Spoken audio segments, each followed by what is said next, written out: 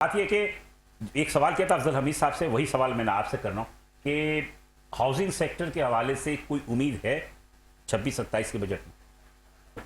बिस्मिल्लाहिर्रहमानिर्रहीम। लाल भाई, आपको जब भी हम देखते हैं तो मुस्कुराहट हमारे चेहरे पे। Thank you sir, thank you. तो इसलिए नाराज होने का तो सवाल ही पैदा नहीं होता, और आप कितना भी इंतजार कराएं, अगर हमें आपको देखना है तो फिर हम करते हैं। बहुत शुक्रिया सर, बहुत शुक्रिया। अच्छा, आपने ये बात की हाउसिंग की, देखें मैं आपको थोड़ी सी इसकी हिस्ट्री में ले जाता हूँ। ये पिछले ये चौथा साल है हम मुतासिर हैं। 4 साल तकरीबन होने को आए, हमारा ये सेक्टर हर तरह से प्रेशराइज है। IMF के नाम पे, FATF के नाम पे, DNFBP के नाम पे, फिर पार्किंग के नाम पे। तो ये सारी चीज़ें मुसलसल उस पर मेहनत की गई है। बैकडोर मेहनत हम इसलिए कहते हैं कि जिस तरह एक जाविया है कि बैकडोर डिप्लोमेसी की जाती है, इसी तरह इस पे बैकडोर 3 साल मेहनत की गई। उस मेहनत का ये नतीजा है कि आज ये सारी चीज़ें ठीक होने जा रही हैं। लेकिन आज ठीक होने जा रही है तो क्या मतलब है कि मतलब ये कि कुछ उम्मीद है आपको कि बहुत सारी चीज़ें खत्म हो जाएंगी? एग्जैक्टली। इसलिए मैं आपसे ये श्योर हूँ मैं, इसलिए ठीक होने जा रही है कि जो मुक्तदर हल्के हैं, जिनको पॉलिसी देनी है या जो समझते हैं कि इस सेक्टर को अगर नहीं चलाया, क्योंकि हमने इस पे बड़ी मेहनत की थी, इस सेंस में मेहनत की थी कि स्टडी करें दुनिया में कि इस सेक्टर के लिए क्या इकदाम। ये कोई साइंस नहीं है, बहुत आसान है। गूगल पे AI पे स्टडी करें तो वो आपको बताएंगे कि इस सेक्टर के हवाले से क्या इंसेंटिव हैं, क्या उस हुकूमत को, क्या उस मुल्क की मईशत को, क्या उस वहाँ के लोगों के रोज़गार में, इंडस्ट्री चलाने में क्या फ़ायदा होता है। तो वो सारी स्टडी की गई है, वो सारी स्टडी आगे भेजी गई है। उस स्टडी की बुनियाद पे वो एक नारा था। आगे कहाँ भेजी गई है? आगे हम हुकूमत के लेते हैं, एस्टेब्लिशमेंट के लेते हैं, हम तमाम वो इदारे जो फैसला साज है। मैं बहुत आसान कर देता हूँ कि फैसला साज इदारों को ये सारी चीज़ें कन्विंस की गई हैं। हम FED के हवाले से 3 साल पहले हमने चीफ से हम मिले थे एज ए डेलीगेशन आबाद। एग्जैक्टली। तो वो FED का उन्होंने उस वक्त वादा किया था और वो FED खत्म कर दी गई थी नेक्स्ट ईयर, चूँकि एक हिस्सा होता है लेजिस्लेशन के बाद वो कॉन्स्टिट्यूशन का, तो उसको ख़त्म करने में एक टाइम लगता है, वो ख़त्म कर दी गई। 7E का हमने पहले दिन से, हमारे ही अंदर से काफ़ी लोगों ने उस पर आवाज़ उठाई कि इसको होना चाहिए। बिल्डर तो एग्जेम्प्ट है। जैसे अभी बात मैंने सुनी हमारे दोस्तों की कि वो कह रहे हैं कि हमने तजावीज़ भेजी, लेकिन मैं बदकिस्मती कह लें हमारी कि मुशावरत ज़ीरो है। ठीक है, 1800 मेंबर हैं, मुशावरत नहीं होती। चंद लोग अगर पसंद नापसंद पे अगर कोई चीज़ भेजें लिख के, तो इसीलिए वो आगे जाके फेल हो जाती है कि जब वो डिस्कस की जाती है बड़े कैनवस पे, तो हम उस पर सवाल उठाते हैं या हमारे तहफ़्फ़ुज़ात होते हैं। तो वो चीज़ें हमारी जब फेल हो जाती हैं, जब हम मुशावरत नहीं करते, हम सब लोगों को साथ लेके नहीं चलते, हम ये दिखाने की कोशिश करते हैं कि हम मिले तो ये एक तसलसल है, और ये सबके लिए हमेशा हम जब आज खड़े हैं ना, सालों से आपके पास आते हैं, तो वजह ये है, इसलिए खड़े हैं कि हमने अपनी ज़ात से हट के बात करना शुरू की। कभी अपने लिए, अपने काम के लिए, अपने प्रोजेक्ट के लिए, या अपनी पसंद नापसंद, या हमें कोई अच्छा लगता है या बुरा लगता है, उस पर बात नहीं की। हमेशा बात की इज्तिमाई। जब इज्तिमाई बात करते हैं तो लाजमी जो हमारे जो हलकों में जो थोड़ा सा उनको लगता है कि ग्रिप है, तो वो फिर हिट करते हैं और वो हिट हम बर्दाश्त करते हैं। लेकिन बजट की जहाँ तक बात है, मैं आपको बता दूं कि 6 महीने, ये जैसे आपने कहा ना कि हम वो बजट फ्रेंडली, तो मैं इन जनरल बात कर रहा हूँ हाउसिंग से हटके भी, कि फ्रेंडली बजट तो आप इसलिए नहीं दे सकते कि जब तक आप IMF के प्रोग्राम में हैं, आपको कंडीशन में रहना है, आपको उनकी रिस्ट्रिक्शन में रहना है, और साफ साफ बात क्यों ना करें, क्यों छुपाएं, क्यों झूठ बोलें कि जी उम्मीदें। हाँ, ये ज़रूर है कि ये चीज़ कन्वेंस हो गई कि इस सेक्टर को चलाएंगे तो टैक्स मिलेगा। हम आज ये बात भी करने जा रहे हैं कि भाई, आप ये जो वाइट मनी का जो इशू, अभी आपने भी एक ताजिर से बात कर रहे थे, वो ये पाकिस्तान का सबसे बड़ा अलमिया क्या है कि एक आप बात कर रहे हैं कि जी ट्रांजैक्शन टैक्स जो है वो कम होगा तो ट्रांजैक्शन बढ़ेगी। मैं कहता हूँ कि बुनियाद ये है कि आपने जो पहले एक सिलसिला था कि अगर आपने DC को FBR पे लाने के लिए आपने कहा था कि जी 2-3% टैक्स आप दे दें, तो वो जो एडिशनल अमाउंट है आपकी जो FBR वैल्यू में ऐड हो रही है, वो आपकी वाइट हो जाएगी, और आपको जो है कोई मजीद टैक्स नहीं देना पड़ेगा या कोई सवाल नहीं पूछेगा। तो ये चीज़ अगर मैं ये समझता हूँ कि अगर हमने आज भी इस पर अमल ना किया, हम अगर बात करते हैं मार्केट वैल्यू की, FBR वैल्यू की और DC वैल्यू की, तो आप इसको फ्रीडम करें ना, आप इसको आज़ादी दें कि अगर मैं चाहता हूं कि सेल डीड आपकी एफबीआर वैल्यू में 2 करोड़ की है, मैं 20 करोड़ की सेल डीड अगर मार्केट वैल्यू से कर सकता हूं तो मुझे वो मौका दे। आसिफ भाई, बात यह है कि आपके पास सारी दुरुस्त है, मानती है, ठीक है, ओके, लेकिन बात वो होती है कि जनाब क्या आपके अपने जो भी मुतालबात हैं, जब सारी चीजें हुकूमत को पहले से इल्म है इन सब चीजों का? ये तो बात नहीं है कि आप जब मीडिया पे आके बातें करते हैं तो वो हुकूमत को इल्म होता है। मतलब ये है कि क्या गुज़िश्ता बरसों की तरह मौजूदा बरस भी जो 26-27 का बजट आएगा उसके बाद आप लोग फिर मायूस हो जाएंगे कि हमने जो तजावीज़ दी थी वो मंजूर नहीं हुई? देखिए, हम तो जितना मायूस होने थे हो चुके, अब तो हम इतनी बॉटम पे चले गए कि अब हमारे पास मायूस होने के लिए भी कुछ बचा नहीं है। तो लिहाजा लिहाजा इस आने वाले बजट में हम मायूस नहीं है, पुरुमीद है।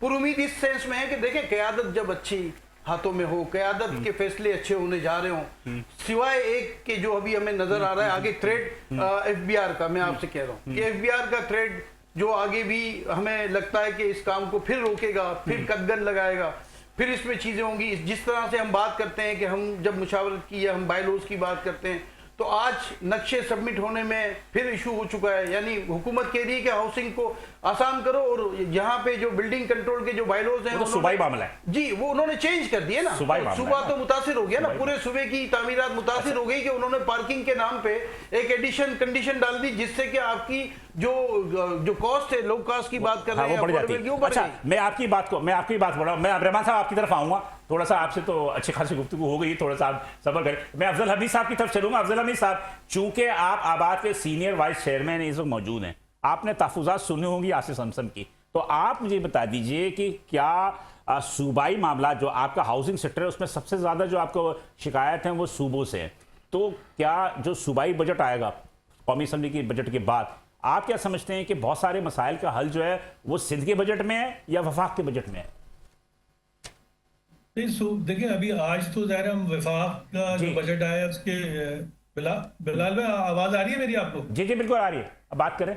मेरा कहना यह है कि आज हमारा मौजू है वफाक का बजट जी, और हम वफाकी बजट और उससे मुताल्लिक हाउसिंग इंडस्ट्री और रिकमेंडेशंस के ऊपर बात कर रहे हैं ना।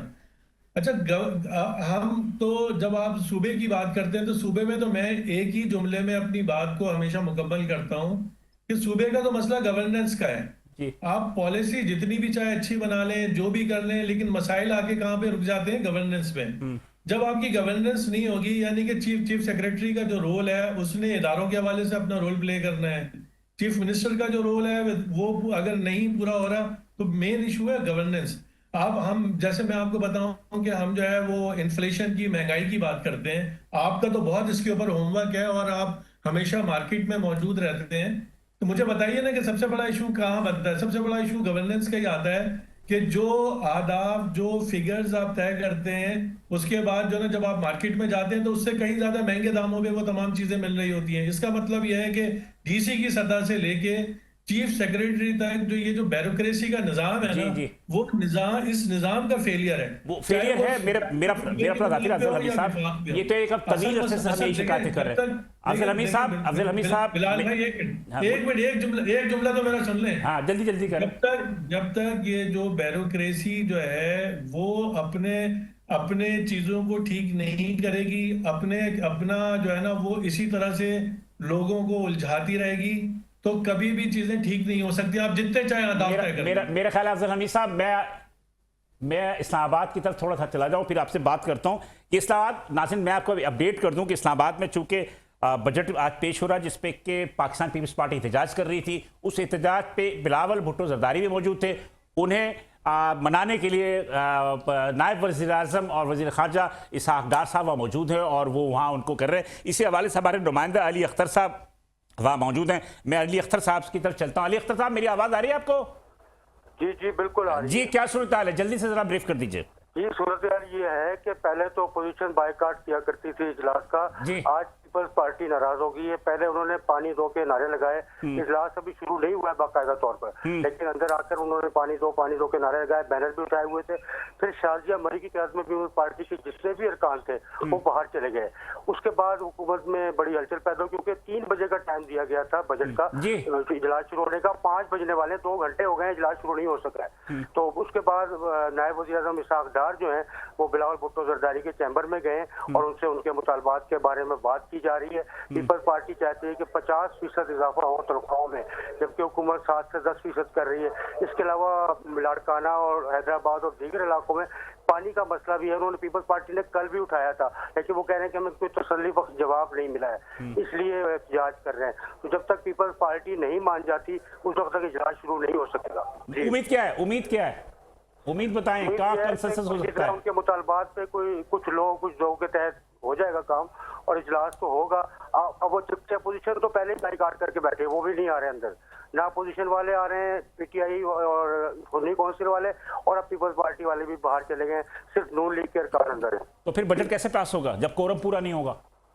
कोरम तो पूरा है, कोरम तो 86 पे पूरा हो जाता है, लेकिन ये बहरहाल फिर भी रवायती तौर पे ऐसा होता नहीं है कि इत्तेहादी जमात भी बाहर रहे और इजलास हो जाए और बजट भी चलिए, बहुत शुक्रिया अली अख्तर। ये हमारे साथ इस्लामाबाद से हमारे नुमाइंदे थे और इनका कहना ये था कि पाकिस्तान पीपल्स पार्टी के एहतजाज पे मनाने के लिए जनाब नायब वज़ीर आज़म वज़ीर ख़ारिजा इसहाक़ डार उनको कोशिशें कर रहे हैं। अब बात ये कि देखते हैं कि कहाँ होता है, लेकिन यह है गिव एंड टेक के ज़रिए जो है मामला हल हो सकते हैं। मैं आता हूँ दोबारा अपने मेहमानों की तरफ और रहमान साहब, अफजल साहब को आपसे बात करके मैं इनको खुदाफिज कर दूंगा, लेकिन बहरहाल अभी अफजल साहब से मैं आखिरी बात ये कहता हूँ, भाईजान आपको पता है कि इस्लामाबाद में पाकिस्तान पीपल्स पार्टी एहतजाज कर रही है और मुख्तलिफ जो मसाइल पे जो है वो अपने मुतालबात मनवाने के लिए वो मतलब ये कि वफाकी हुकूमत से कोशिश कर रही है। तो क्या हमें सिंध में पाकिस्तान पीपल्स पार्टी को एतमाद में लेकर हमें वफाक से बात नहीं करनी चाहिए थी अपने मसाइल के लिए, खासतौर पर हाउसिंग इंडस्ट्री के लिए? ये कब्जा माफिया है, बहुत सारी चीज़ें हैं। नहीं देखिए, पहली बात तो ये कि मुझे ये नहीं समझ आ रही कि इस मौके पे उनका एहतजाज क्यों है। अपने मुतालबात मनवाने के लिए, अपने मुतालबात मनवाने के लिए हुकूमत के साथ तो वो मुस्तकिल उनकी मीटिंग्स होती रही हैं आखिरी लम्हे तक, और ये जो बजट में डिले होता रहा है, बार बार डिले आया है बजट पेश करने में, तारीखें तब्दील होती रही हैं। इसके पीछे भी यही बैकग्राउंड नजर आता है कि उनकी आपस में जहाँ का अंडरस्टैंडिंग डेवलप नहीं हो रही थी, तो उसी अंडरस्टैंडिंग डेवलप करने के लिए उनकी मीटिंग्स होती रही हैं। तो मुझे मेरे ख्याल में कि ये इस वक्त तो ये एहतजाज शायद कुछ और लगता है, लेकिन अमली तौर पे तो वो तमाम चीजें तय हुई भी हैं जो वो तो मुझे पता है। मुझे अफजल साहब, चूंकि कम है, मैं आपसे आखिरी सवाल पूछ रहा हूँ। मुझे एक बात बताइए कि आप सारा मुद्दा डालते हैं ब्यूरोक्रेट पे, सरकारी अफसरान पे, कि वो रिश्वत लेते हैं या कब्जा माफिया वो करती है, बहुत मौजूद के साथ, मुझे नहीं मालूम, लेकिन मुझे ये बता दीजिए कि बहुत सारे बिल्डर्स भी तो हमारे सरकारी ज़मीन पर कब्जा करने के इल्ज़ाम है, उन पे FIR कटी हुई हैं। अभी गुज़श्ता दिनों भी एक बिल्डर साहब रेलवे की ज़मीन पे उन्होंने कब्जा किया था जिसपे कि डिमोलिशन हुई है। तो क्या बिल्डर इन्वॉल्व नहीं है कुछ, मतलब ये कि इलीगल एक्टिविटीज़ में? जी बिलाल भाई, ये इस वक्त आज का मौजू तो नहीं है, लेकिन मैं मुख्तसर पूछ रहा हूँ कि मैं मुख्तसरन आपको जवाब दे देता हूँ। देखिए, हम तो एज ए आबाद के प्लेटफॉर्म पे हमेशा ये कहते हैं कि जब भी आपके पास या मीडिया से मुतालिक कभी भी ऐसी कोई चीज़ आपके पास आती है, तो आप हमें ज़रूर निशानदेही करें कि हमारा बिल्डर कोई अगर किसी ऐसी ज़मीन के ऊपर काम कर, और जहां तक भी आपने रेलवे की ज़मीन का रेफरेंस दिया है ना, तो रेलवे की ज़मीन का जो रेफरेंस दिया है ना, ये हमारे बिल्डर के साथ ज्यादती हुई है। इसमें जो है ना, इसमें उसके साथ ज्यादती हुई है, एक इदारे ने उसके साथ ज्यादती की है। तो अभी हम इसको जाहिर है कि अदालतों में भी लेकर गए हैं, इसलिए मैं बहुत ज्यादा बात नहीं करना चाह रहा। साहब एक मिनट मेरे साथ ही रहिएगा। आज थोड़ा सा इमरजेंसी ज्यादा है, इस वजह से मैं मौजूद के साथ आपको इंटरप्ट करता रहूँगा। नाज़रीन, यहाँ पे एक ब्रेकिंग न्यूज़ दे दूँ कि जो बजट मसवदा होता है उस पर वज़ीर-ए-आज़म साहब ने दस्तखत कर दिए हैं और इस वक्त जो है वो फिर कौमी असेंबली में पेश किया जाएगा। मैं दोबारा आपको रिपीट कर दूं कि वज़ीर-ए-आज़म साहब ने बजट दस्तावेज पर दस्तखत कर दिए हैं और अब ये बजट तजावीज़ जो है कौमी असेंबली में उसके इजलास में पेश किया जाएगा। ये खबर है और यकीनी तौर पे ये अच्छी खबर है। इसका मतलब ये है कि अपोजिशन के साथ एक मुशावरत हो चुकी है और अब बजट जो है कौमी असेंबली में पेश किया जाएगा। जी, मैं आपका जवाब दे देता हूँ कि देखें, हमारा मुस्तकिल मुतालबा है BOR से, सिंध हुकूमत से, कि बोर्ड ऑफ रेवेन्यू जितनी भी डेवलपमेंट अथॉरिटीज हैं, मेरी आवाज आ रही है आपको? जी बिल्कुल आ रही है सर, सुन रहा हूँ मैं आपको। जी, तो उसके रिकॉर्ड को डिजिटाइज करें, जिस दिन वो डिजिटाइज कर देंगे सारा record, development authorities, KDA, MDA, LDA, board of revenue और इससे मुतालिक जो भी डिपार्टमेंट है, उस दिन ये इशू सेटल हो जाएगा।